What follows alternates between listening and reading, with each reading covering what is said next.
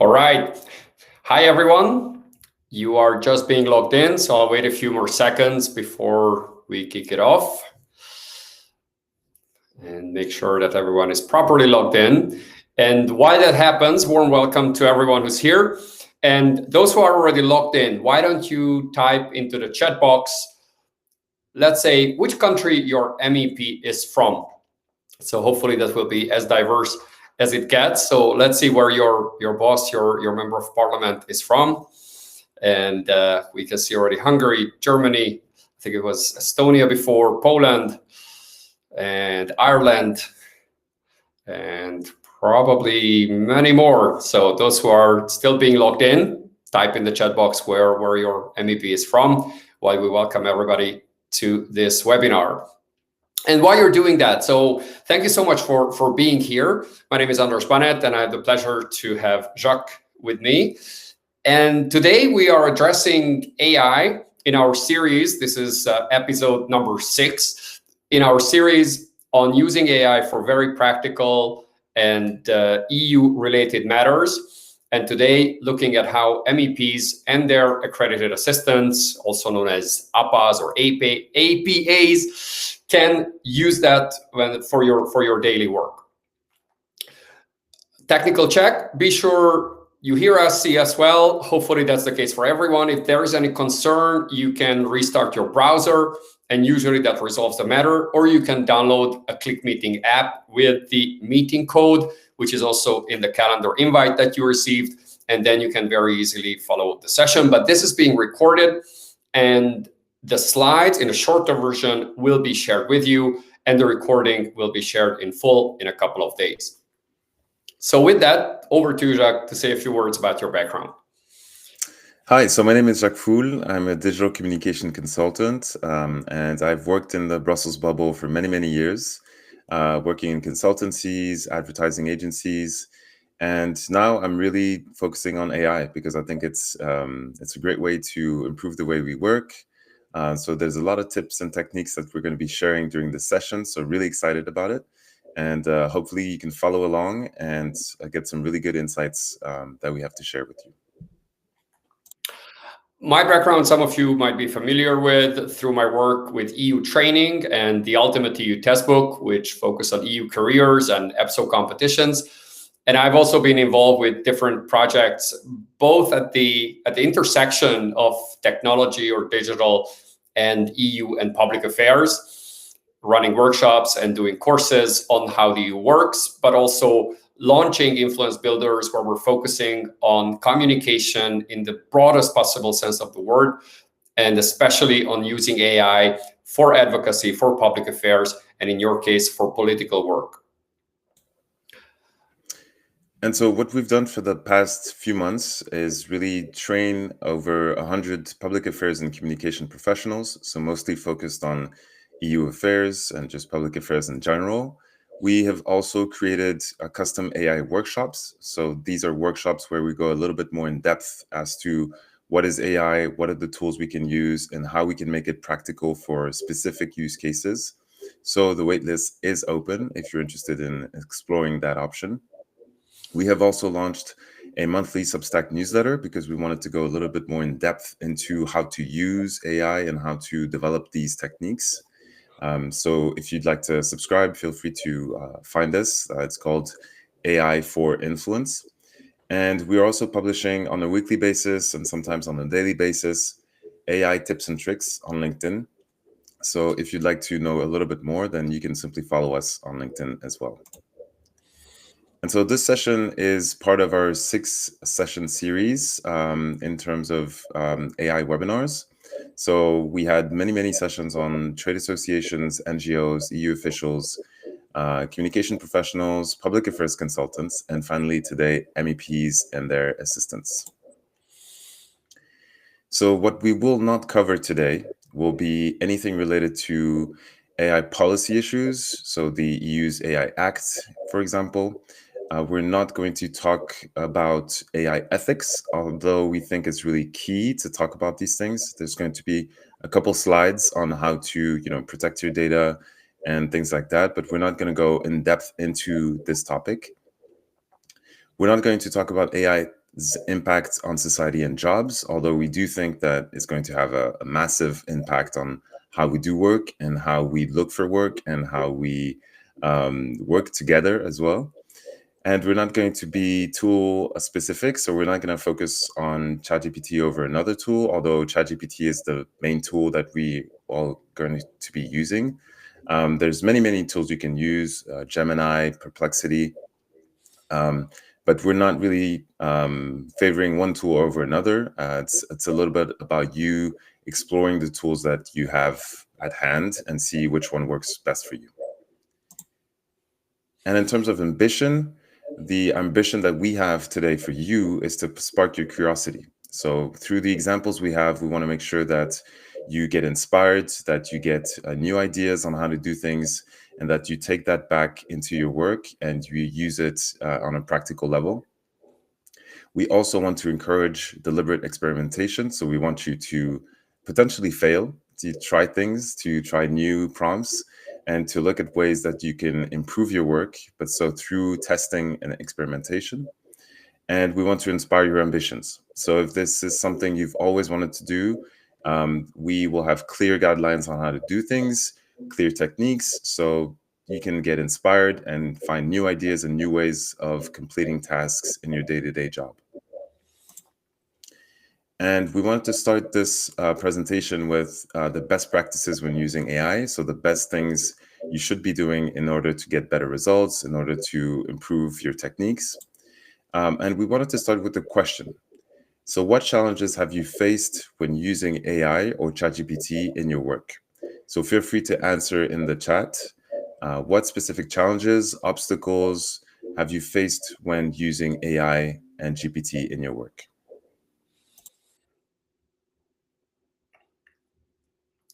And then I'm curious to see the results, because often we spot recurring themes, recurring challenges from participants in different webinars or workshops.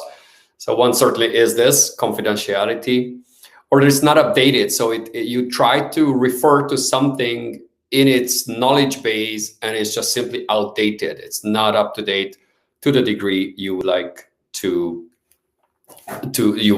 be. Yeah, what else? Wrong numbers, facts. Not able to work with political context, all data. It doesn't summarize several pages of legal text properly. Okay, yes. So we have quite a few tips and specific ideas how to overcome that, how to fix that, and it's pretty straightforward. It's not that difficult. Visualizing information, that's slightly a different matter, but depends on how you want to visualize, because turning information into a mind map is pretty straightforward, but maybe to turn it into an infographic, that's not that straightforward. So back to you, Jacques. So thank you for the answers. And I see that updating data or updated data is really a key issue here, which is super interesting. We're going to maybe talk a little bit more about that. And so this is something that I've done for my ChatGPT. So when I find myself having like very poor results, or when I find myself seeing a lot of bias when I use these tools, I try to go into the custom instructions. So that's something available in the settings where you can instruct the AI with specific instructions that the AI will understand or use every time we prompt it. So if you want better results, also this can be helpful. You can simply say, I value accuracy, clarity, and respect in all interactions. I'm deeply concerned about minimizing bias and avoiding harmful stereotypes. So you're basically instructing the AI to act a certain way every time you interact with it. So if you find yourself having poor results, or if you want to have specific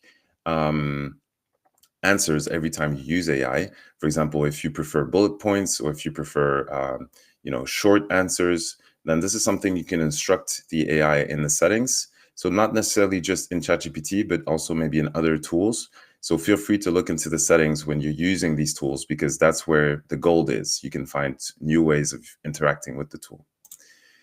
And there's also, if you want to go a little bit deeper into data privacy, so if you want to protect your data when you're using this data in your prompts, you can again go into the settings and the data control of ChatGPT and switch on this option that helps you basically tell ChatGPT not to train its model based on the data you provide. So this will make sure that your data is not being used or shared by ChatGPT when you're prompting or when you're asking questions. We're not fully sure if this is 100% guaranteed, but this is a way for you to protect yourself. We would also suggest that you avoid sharing sensible or private information in your prompts, like emails, names, and things like that.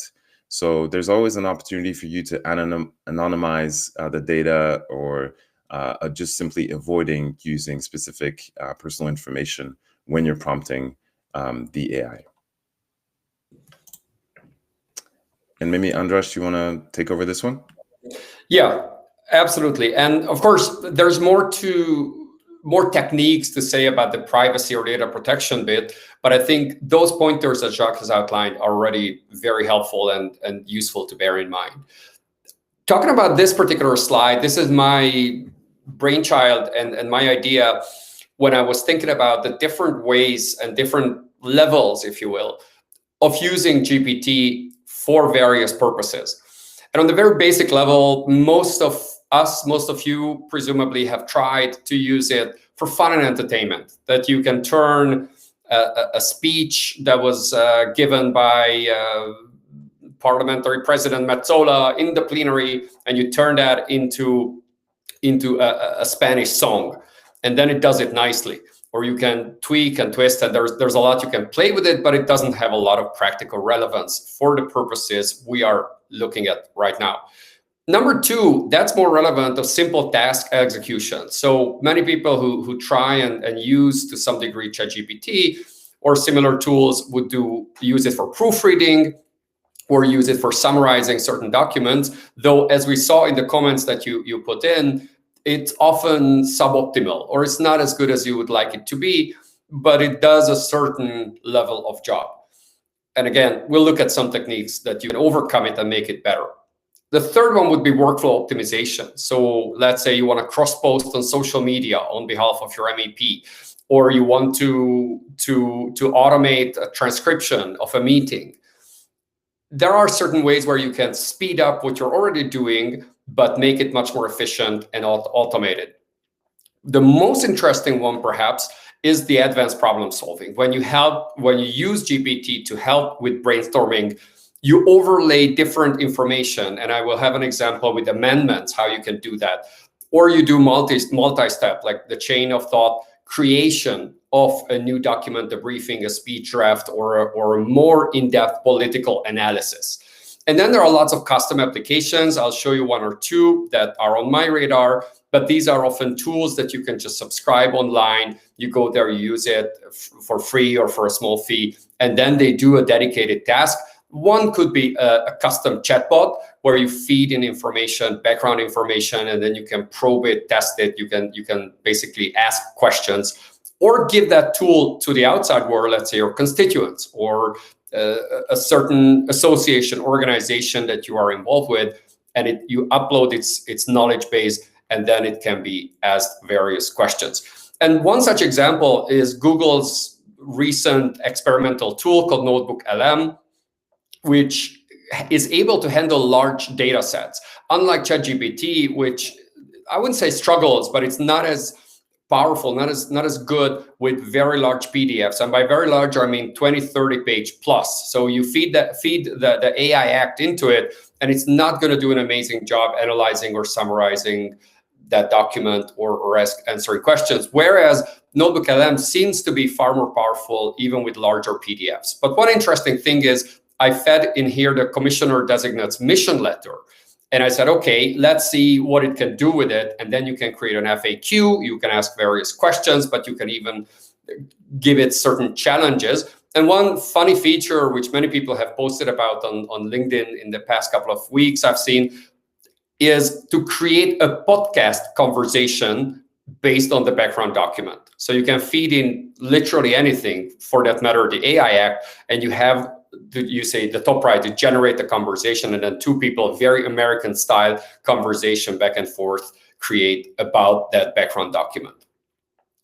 One tool I wanted to share with you, this is a prototype that we have developed. I'm involved with a comms company called The Right Street, where we said, okay, we're going to create virtual personas to test messages, political messages, slogans, but even position papers or speeches for that matter. So basically, we created these imaginary, from a demographic, psychological, and political perspective, imaginary individuals. And we said, okay, if I'm a consultant, I want to do a campaign, what would these people think about my message? So even for political work, this could be interesting to say, okay, if I put out a certain statement or take a certain position, what would a certain demographic think about it? So one of our imaginary persons is Claire Dubois. And okay, she would say, well, this is what I think about that particular message based on the profile that I have, well, imaginary profile that I have. So this was more to showcase some possibilities, but we're going to look at something very practical ways that you can use it in your daily work. And before I get there, I'd like to ask you to put in the chat box the answer to the question on screen, which is, what challenge could AI help you solve? So where would you see that, oh, I wish I could get some extra help, extra ideas, extra assistance with this particular challenge? So please put in the chat box where you would like, or where you think AI could help you in your daily political, organizational, policy work. So create social media posts for the MEP. That is definitely a great use case. From Benjamin, what else? What other use cases do you foresee? And hopefully in the next 20 or so minutes, I'm going to give you many ideas, but would be interesting to see more to structure information. And you work with a lot of complex information from multiple stakeholders and inputs. I'm assuming that would be a very helpful way. Is there anything else that you would like to share? I cannot see, unfortunately, who's typing or who's not, but some answers are coming in. So better match with the wordings of my MEP would be helpful in speeches. So immediately addressing that, because I don't have a slide on that particular case, but immediately with that use case, one thing you can already do right after this webinar, you take 1, 2, 3, but not many, but a few speeches from your MEP. You upload that into ChatGPT, into the prompt, you upload it as a PDF file, and you say, analyze the style of this speech and write me a new speech about the following topic in the same style. So what you're doing there is you're training ChatGPT with a certain background to make sure that the style is known to it, so the output will be far more relevant for you. So with that, a couple of use cases that I'd like to share, and hopefully that will resonate with you. The first one is drafting policy papers, briefings, notes, summaries by connecting the source and the audience. And I added that additional piece saying connecting source and audience because many users would do the first part, okay, ChatGPT, give me a draft on something, but not necessarily taking it a step forward to say, okay, who is that briefing for? Because that's going to massively impact the output. So this one is under development, but a paid tool eventually, or I'm not sure what the business model will be from its authors. But this one, it's on the summary and data analysis part, where it's a tool that creates automated transcriptions of committee meetings. And currently, the European Parliament, as you all know, broadcasts everything. So the videos are available, but there's no automated transcription of it. And once you have that, you can do a lot with the written word and repurpose it, analyze the sentiments, check out the content, and you can turn that into even questions. How does that help my MEP's particular work, or what are the points in that meeting that were relevant for our political work? Another one, I wanted to share with you a prompt. And one point here is often those who are not, say, deep into the prompting as a science, and I think we could call it already a science, may think that prompt is typically short and to the point. And occasionally, yes, it can be, doesn't need to be very long, but you are welcome to test longer multi-step prompts, where I gave this instruction here where you say follow or consider these steps. First, analyze the background report, you attach it. The second one, director from the commissions, DG Energy, is giving a presentation at a public consultation with representatives from environmental NGOs, industry stakeholders, MEPs. So I gave a very comprehensive context as a background. And then I say, suggest challenging questions to the director from my MEP, who is a whatever of political background that person has, whatever political group he or she sits in, from whatever member state he or she is from, and is focused on some policy area. So again, you gave a far more targeted description, so the output will be far more relevant to you and your MEP. And make sure to follow the attached templates format, so the output will be far more relevant in line with your preferred way. The second point or second idea there is prepare for meetings and anticipate arguments and cover blind spots in advance. I really like this because this is the added value I had mentioned earlier, where GPT not only does something you already do, but it helps you see what you otherwise may not have seen. And a good prompt in that regard is that you could anticipate arguments, in the sense that I'm going to moderate the conference where the European Court of Auditors presents a report on the revision of, for example's sake, cohesion funds disbursement, and you attach that report. The audience is a group of French mayors from all regions. Okay, that again is more targeted. And I instructed to say, first, highlight logical flaws or inconsistencies or missing elements in the original report.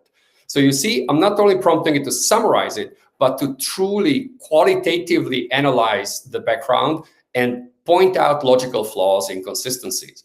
And then, based on the above report, anticipate 10 arguments or challenges I can ask from the participants, anticipate what they will respond, and suggest me good arguments, right? You do it in multiple layers and multiple steps where say, help me see what I'm not seeing. And if I'm challenged with something, help me find the answer for that.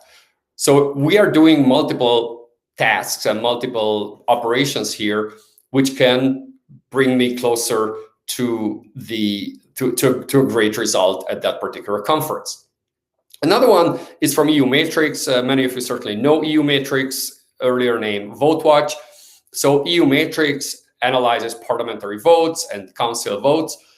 And again, this is a bit, say, borderline in terms of how well this would work, but it all depends on the data set that you might be able to feed in to GPT or another similar tool, where I said, okay, here are a couple of screenshots, a couple of statistics on MEPs in some committee.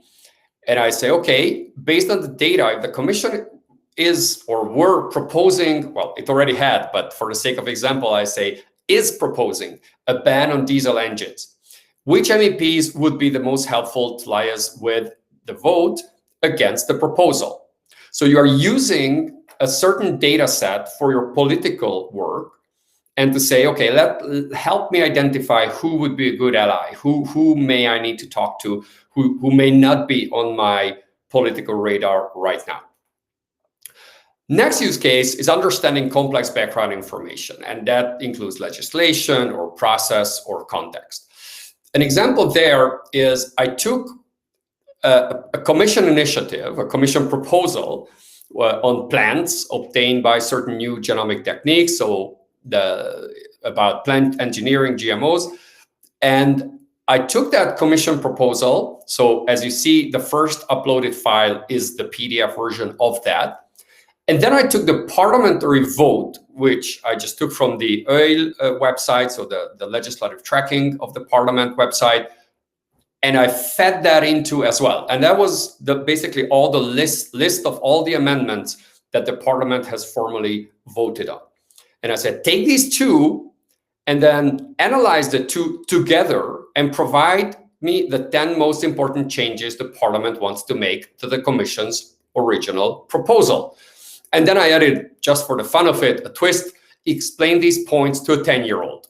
provide references to the original PDF's page number. So two things here. One is I instructed it to use wording, language, explanation that a 10-year-old would understand, assuming I'm by no means a plant genome expert. So I could be the 10-year-old, but I could say, explain it in a way that a non-expert would understand. And the second part of it, reference to the original PDF's page number, because this way I can be sure I can look it up exactly where a given piece of information was taken from. So it's not going to mislead me by what they call hallucinations. And that's something Jacques will come back to later. But hallucination meaning wrong or made up information.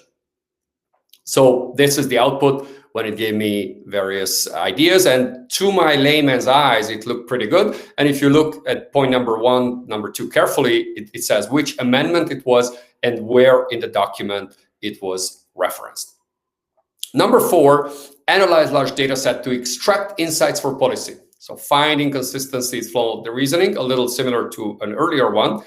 But this time I took an Excel sheet. So I said, okay, take this Excel sheet, which I, for the sake of example, downloaded from Eurostat's website. And I said, take this sheet and show youth unemployment trends in the EU's 27 member states in the past 10 years. And the trick is in the second line where I say, analyze it carefully and provide 10 non-obvious insights.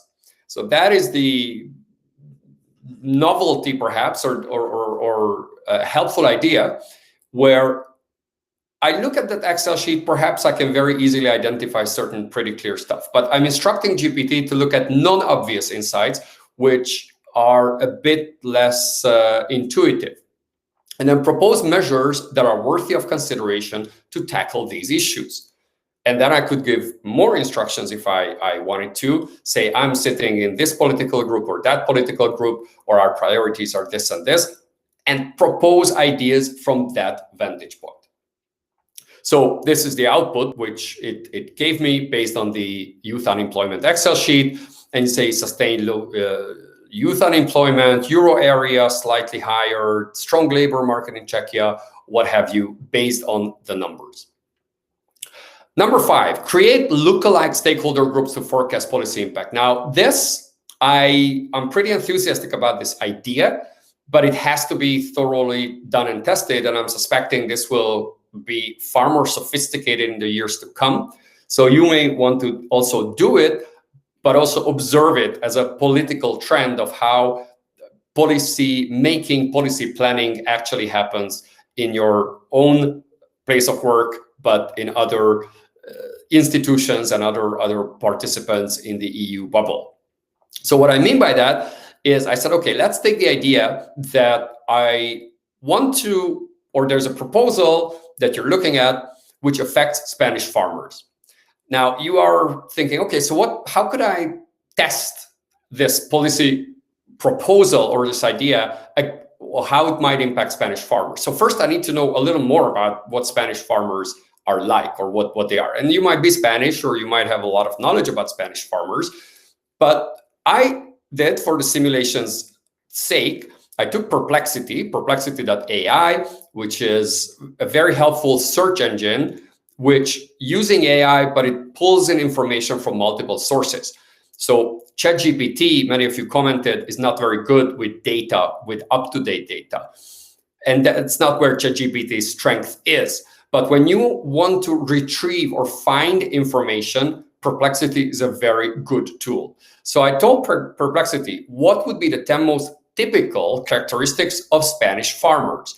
And then you can also see the sources from which it took the information. And to me, it seemed fairly reliable. So it came up with 10 points, which describe demographically and in their activities and from multiple angles, Spanish farmers. And I took that description, just simply the text description, I copied that, pasted that into ChatGPT. That's the first box you see up there. And then I gave the instruction saying, anticipate and let me know how such a group would react to a zero tariff olive import from Morocco, right? Completely hypothetical case, but not unrealistic. And to say, okay, let me help you. Let me see if there is something I might not see that you may have your political hunch, you may have your factual background and the information, but there might be some ideas there that you may not have seen, and it gives you a novel perspective.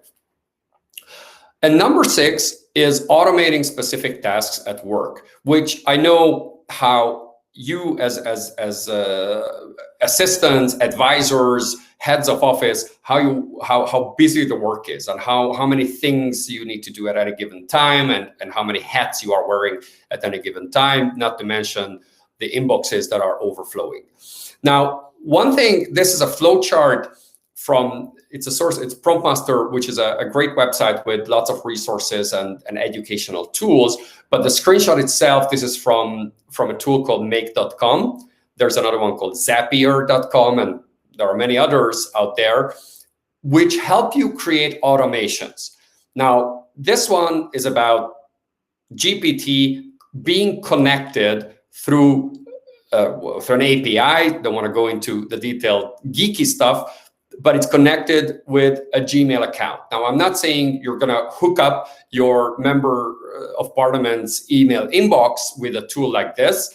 That probably would not be a very responsible thing to do. But there are ways, and that's my message here. There are ways when you can automate certain workflows and integrate the power of AI that might analyze an incoming message and say, well, is it an invitation for the member? And if so, what are the 5 or 6 considerations based on which it may want to filter it or channel it into being deleted or being alerted, or saying, hey, there's a good chance we will accept that invitation. So it's to raise awareness that there are tools where lots of this kind of work and communication can be automated. And before I had or give it back to Jacques for his final points, one important idea to bear in mind. That is that GPT and the AI tools typically will take you to 80% of the solution. They're not going to take you all the way. They're not going to give you 100% fully fledged, perfect solutions, text, speeches, analysis, and what have you. That's the 20%, but it does save you a lot of effort and time, and perhaps presents you with those new ideas. And then you add your own thinking, your own filtering, your own value to the output that it helped you with. And then before I finish my little segment here is to tell you that, hey, heads up, be always, let's say, trust but verify. And the example you see on screen is when I challenge GPT and says, how many letter R does the word terrestrial have? And as you immediately look at it, you say, well, it has 3, but ChatGPT also said 3. But then I said, okay, are you sure? And then almost like a human might, it got uncertain. And it says, well, actually it has 2. I asked again, are you sure? And then again, it said 2. And then I said, okay, show me all R's in the word. And then it pointed out at which position in the word the letters are. And then it realized actually there are 3. So what I'm saying here is you can, by requesting references, by asking for specific information as to where it took certain information from, then you can minimize its mistakes. So a few words from Jacques on this particular phenomenon. Yes, because I think, or we think that it's one of the most important things to focus on when it comes to AI performance and how good results you get is to actually avoid hallucinations and avoid poor results. So we have a list of things here to help you sort of navigate the poor results or the hallucinations you might get from AI tools. So first, we encourage you to think about providing better data in the prompts, so better information, more details, a better understanding of what you want out of this AI tool. The second one is to ask the AI tool to browse the web. So instead of just asking a simple question, you can say something like, go look online for this specific information, or use the specific, tool to get the specific information you want. So this will give a constraint this will direct the AI for you to get better answers in the end. And maybe a point on this is that I feel like When we use these AI tools, we need to add constraints as much as possible so that the AI can actually process the information and look for the right answers. The third point is to use specific data in your prompts, so not necessarily just prompting, but using specific documents or links, for example, any sort of resource in a way. This alludes to the fourth point. So any website, any document, any resource you might have that you can upload into ChatGPT or AI tools you use, because this, again, will give more context, more background information, more information about what you're trying to achieve. So by adding more or better data in your prompts, by asking AI to browse the web, by providing documents, links, or specific references, then this will help AI get better answers. And the last point is about requesting references. So as Andres said, you can upload a specific document and ask for specific information. But if you request specific references, so if you ask for specific information in that document, or if you're interested in a specific point in the documents, then this is something you can request directly to double check information. Or if you're looking for more specific information, then asking this directly into the tool. This will help you get better answers overall. When you're using these tools, also don't be afraid, because AI will not replace your job, but someone using AI will. So don't be afraid to use these tools. Don't be afraid to experiment, to test, and to try different tools as well. There was something about geographical maps that are going to be useful for some of you. Well, maybe there are tools out there, so feel free to look and Google for these tools, because there's so many tools already available. The second point we wanted to make is don't use it as Google. So you just be very cautious with the information you get from it. Sometimes Google is just an easier way to get information. When it gets a little bit more complex in terms of the request, then that's when AI can step in. But don't rely only on AI to look for specific information. And also simply don't trust it fully. So as Andres said, you're going to get 80% of the work done, but there's still 20% that you have to bring to the table. So don't fully trust what AI says, because it's going to get some things wrong. It's going to invent things sometimes. So just be cautious when you're using these tools. And eventually, I think AI is just revolutionizing the way we think, not just the way we work, because now to solve a problem, to get better answers, we have to ask better questions. We have to be more strategic. We have to look at problems and potential opportunities as on a more holistic view, right? We have to look at the way we work, how we can improve it. And this is just about being more strategic when we use these tools. And when it comes to improving your prompting skills, maybe the main sort of recommendation we have is to provide better data, right? So here's a poor prompt, for example. Write a 10-minute speech about the economy and how it has improved in the EU. So this is very broad. You're not providing a lot of details. You're not constraining the model to think in a specific way. So the model will try to please you as much as possible and come up with a very generic, very general answer that is not very specific. And it's not an answer that you can use, right? So if you're thinking about improving your prompts, then maybe think about this one. Draft a 10-minute speech for the European Parliament session on the EU's economic recovery strategy post-COVID. So you're being very specific, very strategic with your approach, because you know what you're looking for. Then focus on the role of small and medium enterprises in driving growth. So here you have a specific focus. You're only interested in something very specific. This is what you're mentioning here. And at the end, for example, the speech should be informative and passionate. So all of these things can help AI direct into the tone of voice, the language that needs to be used in your prompt. So by this simple example, you can see that you can go from a poor to an improved prompt by simply providing more details, providing more information about the tone of voice, and allowing the AI to use the information you're providing it to get a better answer.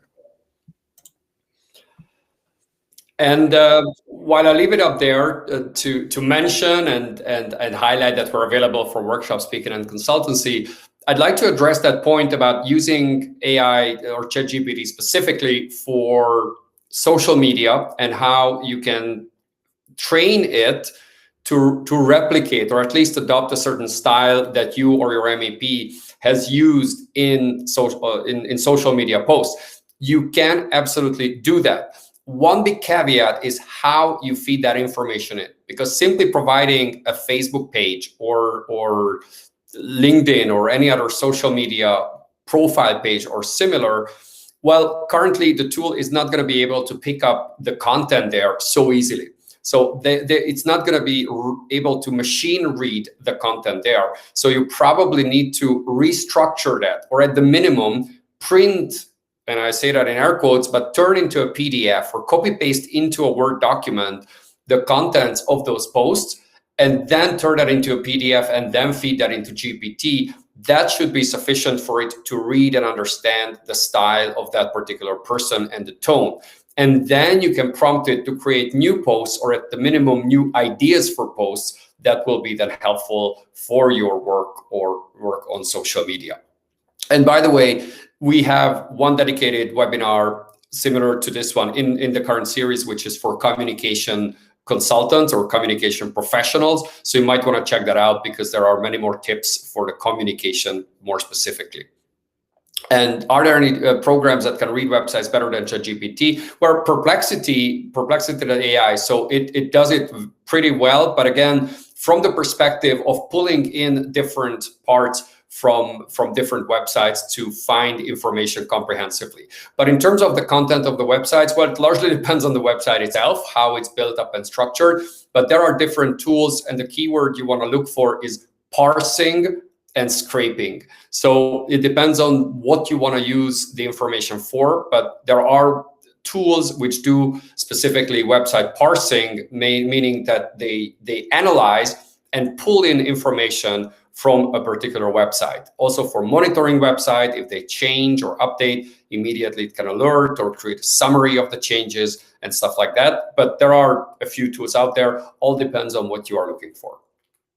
And then we are very happy to share the slides in an abridged format and the recording, as said before, which you will be able to find eventually on our website on Influence Builders.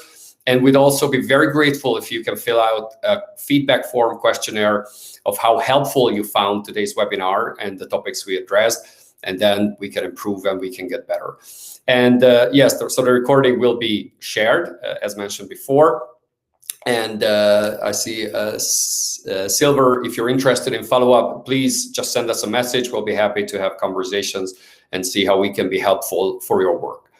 And I'm just checking if there's any other question in here. I only see these two for the moment, but if you have any questions while you're watching this as a recording, but even now, we have about a minute more that we are happy to address and discuss any topic there. Anything to add, Jacques? Yes, we haven't really mentioned this, but we organize workshops if your team wants to learn more about how we use these AI tools. So going a little bit more in depth. We're also available for any speaking opportunities if you're organizing an event, a conference, or you want just someone to step in and talk about what we're talking about. And then we have slots for consultancy. So if you have any specific need or you want specific advice on how to use these AI tools, then we're also available for that as well. So a lot of things to think about when it comes to AI tools, and we're happy to help you along the way. And with that, just to encourage you, what Jacques earlier said, to experiment with this, because I sometimes say it's a bit like you having an iPhone and using it as a calculator, which it does it well, but it's got so much more potential and power in it. So see what you can do, optimize your workflows, come up with new ideas, and prompt it right to leverage its true power. And I think with that, we'll stop here in respect of everyone's time. Thank you so much for being here. And if this was of interest and you liked it, feel free to share once we send the recording to everyone. Thank you so much.